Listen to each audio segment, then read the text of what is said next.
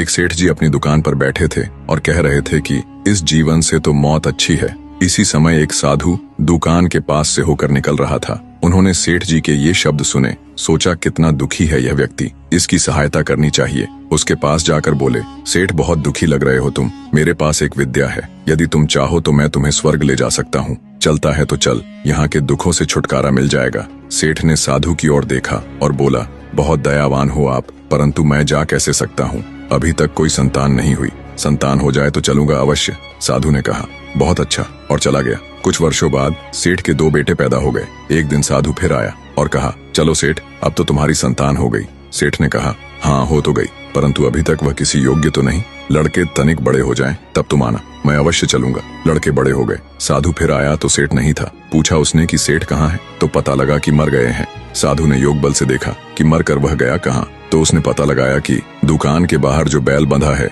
वही पिछले जन्म का सेठ है। उसके पास जाकर साधु ने कहा, अब चलेगा स्वर्ग को। बैल जो सेठ था उसने सर हिलाकर कहा, कैसे जाऊं, बच्चे अभी ना समझ हैं, मैं चला गया तो कोई दूसरा बैल ले आएंगे। जितनी अच्छी प्रकार से मैं बोझ उठाता हूँ उतनी अच्छी प्रकार से दूसरा बैल बोझ नहीं उठाएगा तो मेरे बच्चों को हानि हो जाएगी। ना भाई, अभी तो मैं नहीं जा सकता, कुछ देर और ठहर जाओ। 5 वर्ष व्यतीत हो गए। साधु फिर वापस आया, देखा तो दुकान के सामने अब बैल नहीं है। दुकान के मालिकों ने एक ट्रैक्टर खरीद लिया है। उसने इधर उधर से पूछा कि बैल कहाँ गया। ज्ञात हुआ बोझ ढोते ढोते मर गया। साधु ने फिर अपने योग बल का प्रयोग करके पता लगाया तो पता लगा कि वह सेठ अपने ही घर के द्वार पर कुत्ता बनकर बैठा है। साधु ने उसके पास जाकर कहा, अब तो बोझ ढोने की बात भी नहीं रही, अब चल तुझे स्वर्ग ले चलूं। कुत्ते के शरीर में बैठे सेठ ने कहा, अरे कैसे ले चलेगा, देखता नहीं कि मेरी बहू ने कितने आभूषण पहन रखे हैं, मेरे लड़के घर में नहीं हैं, यदि कोई चोर आ गया तो बहू को बचाएगा कौन। नहीं बाबा, तुम जाओ, अभी मैं नहीं जा सकता। साधु चला गया।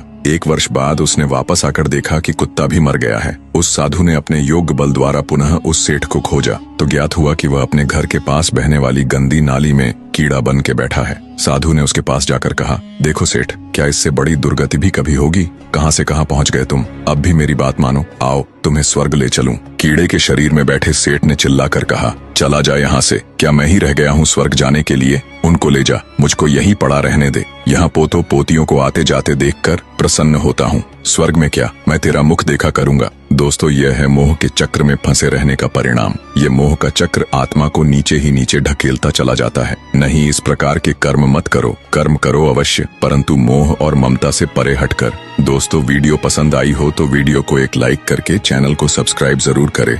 धन्यवाद।